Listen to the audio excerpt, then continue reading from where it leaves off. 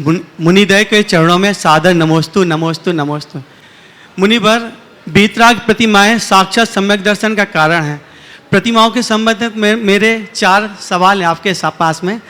पहले, हमारी जितनी भी प्रमुख प्रतिमाएं हैं वो सारी पाषाण की हैं, और उसमें बड़ी प्रमुख जो धातु की प्रतिमाएं जो पहले भी बनती होंगी सोने चांदी की, वो अब बड़ी प्रतिमाएं उपलब्ध नहीं हैं। और महाराज जी, अभी जो चलन बड़ा है कि सोने चांदी की प्रतिमाएं मंदिरों में विराजमान की जाने लगी हैं। और महाराज जी, जब चाहे पेपर में आता है कि यहाँ के ताले तोड़ के तो सोने चांदी के सिंहासन और प्रतिमाएं चोरी हो जाती हैं महाराज जी। तो भविष्य में इसके लिए क्या बनाना उचित है और उनकी मेंटेनेंस की व्यवस्था कैसी रहना चाहिए महाराज जी?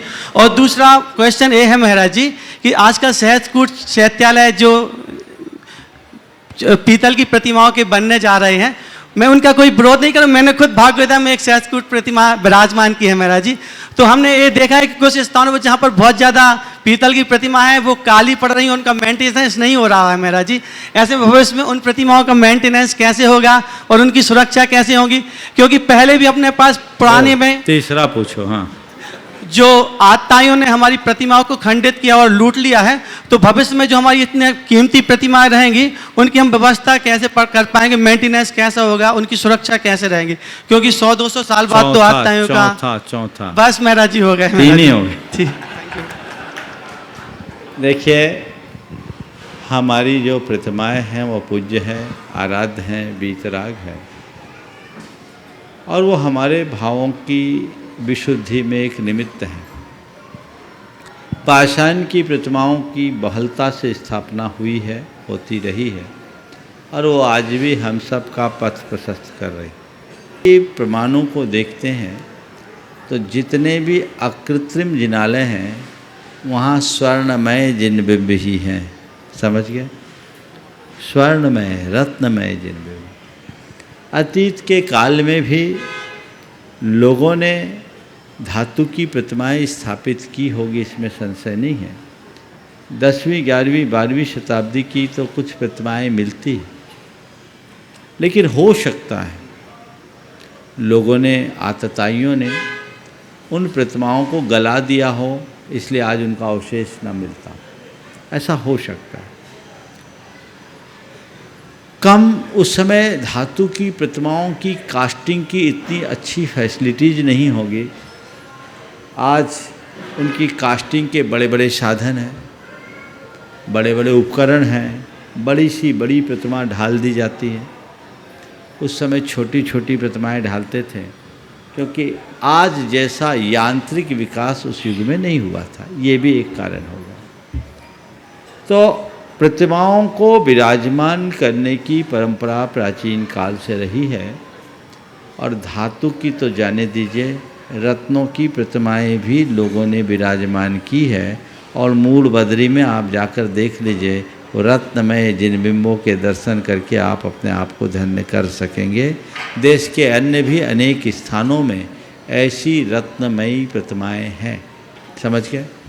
जयपुर के आसपास के कुछ स्थानों में भी तहखाने बने हुए हैं, वहाँ रत्नमय प्राचीन प्रतिमाएं हैं।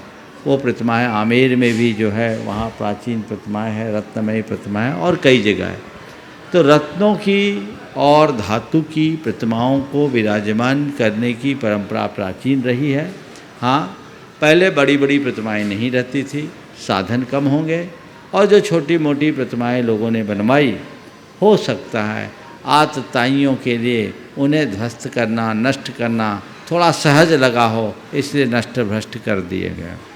कई जगह से हमें भूमि के अंदर से वो जो धातु की प्रतिमाएं निकली है, वो इस बात का प्रमाण है कि ये सब आतताइयों से बचाने के लिए किया गया। हिसार के पास पुण्योदय क्षेत्र बना है, वहाँ जो मूर्तियाँ निकली वो भूमि के अंदर से निकली। एक मटके के अंदर से 64 प्रतिमाएं, सब धातु की प्रतिमा थी, और संभवतः वह 11वीं शताब्दी के आसपास की प्रतिमाएं थी। तो प्रतिमाओं को, धातु की प्रतिमाओं को प्राचीन काल में भी स्थापित किया जाता रहा है, पर हाँ अपेक्षाकृत कम, क्योंकि पाषाण की प्रतिमाओं को स्थापित करना सुगम था और वह सहज उपलब्ध भी। अब दूसरी बात आपने पूछी है कि हम जब इनको विराजमान करते हैं तो इनका रख रखाव कैसे हो। सहस्रकूट जैसे जिनालियों में भगवान विराजमान होंगे तो उनका रख रखाव कैसे होगा। अरे भाई, हम विराजमान कर रहे हैं तो रख रखाव भी हमें करना है, उसके लिए संकल्पित होना है। और मेरा तो एक नियम है, हम पंचकल्याणक में भगवान बाद में बनाते, पुजारी पहले। कहीं भी हम प्रतिष्ठा करते हैं तो ज्ञान कल्याणक के दिन सूर्य मंत्र देने से पहले लोगों को बुला लेते, भैया भगवान तो पधरा रहे हो, पूजेगा कौन। समझ गए। तो पहले पुजारी बनो, भगत बनो, फिर भगवान को बनाएंगे। तो ये समाज की जिम्मेदारी है, उनके मेंटेनेंस रख रखाव को हम करें। अब आपका ये सवाल हो सकता है, आज हम कर लेंगे 10 बरस, 20 बरस, 25 बरस, 50 बरस, 100 बरस, उसके आगे। अरे तो उसके आगे आगे वाली पीढ़ी सोचेगी, हम क्यों सोचें।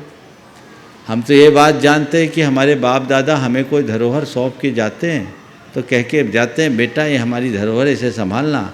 आज तक हम लोगों ने यही किया है कि बाप दादाओं की धरोहर को हमने संभाला है, तो हमें भरोसा है हमारे आने वाली पीढ़ियां भी उसे संभालेगी। संशय की क्या बात है। इस बात पर सवाल उठाना अपने आने वाली पीढ़ियों के प्रति विश्वास खोना है, उन पर अविश्वास रखना है। इसलिए मुझे ऐसा कोई कारण नहीं दिखता कि इस बात को लेकर के हम चिंतित हों। आपका तीसरा जो सवाल है कि आतताइयों, आक्रमणकारियों से इसे कैसे बचाया जाए भविष्य में, तो भैया भविष्य को किसने देखा। अगर हमारे पुरखे ये सोचते हैं कि आज हम भगवान विराजमान कर रहे हैं, कल कोई आके तोड़ देगा, तो आज जितने भगवान हमें मिल रहे हैं, क्या मिलते क्या। बोलो, कितनी मूर्तियां नष्ट हुई, हजारों, लाखों। एक इतिहास की बात आप सबसे बताता हूँ। जिस काल में औरंगजेब जैसे आतताइयों का आतंक चल रहा था, मूर्ति भंजकों ने कोहराम मचा रखा था, उसी काल में जैन जगत में एक ऐसा श्रेष्ठी उदार व्यक्ति हुआ, एक ऐसा उदार श्रेष्ठी प्रकट हुआ जिसका नाम था जीवराज पापड़ीवाल। उसने 1,00,000 जिन प्रतिमाओं को प्रतिष्ठित करके पूरे देश में विराजमान किया। तुम तोड़ो कितना तोड़ोगे, तुम मूर्ति तोड़ सकते हो, हमारी श्रद्धा नहीं तोड़ सकते। उसका ये सुपरिणाम है कि आज लगभग संपूर्ण भारतवर्ष के हर पुराने जिनालय में जीवराज पापड़ीवाल के द्वारा प्रतिष्ठापित प्रतिमाएं मिल जाएगी। समेत शिखर में भी है उसके द्वारा प्रतिष्ठापित प्रतिमा। और ऐसा कहा जाता है कि जल मंदिर में भी दिगंबर प्रतिमाएं थी, और अभी श्वेतांबर कोठी से कुछ प्रतिमाएं, आज से लगभग 15-18 2002-3 के आसपास 19 प्रतिमाएं निकली। उन सब में जीवराज पापड़ीवाल के नाम की प्रशस्ति थी, जमीन के अंदर से। तो इस बात को लेकर चिंतित नहीं होना, कल कौन करेगा। अरे हम ऐसा पेड़ लगा के जाएंगे कि आने वाली पीढ़ियां उसका फल भी खाएगी और संरक्षण भी करेगी। और कदाचित पेड़ नष्ट हो जाए, चिंता मत करना, बीज सुरक्षित है, और जब तक बीज सुरक्षित है वृक्ष भी सुरक्षित होगा। तो हमें बीज को सुरक्षित रखना है। अतः इन सब बातों पर कोई विचार करने की जरूरत नहीं है। ये सब अच्छा है, हो रहा है, होने दीजिए। ये हमारी संस्कृति के गौरव गाथा गाएंगे, ये हमारे संस्कृति के अमर दस्तावेज बनेंगे। इनके बल पर हम सब कुछ अच्छा कर सकेंगे।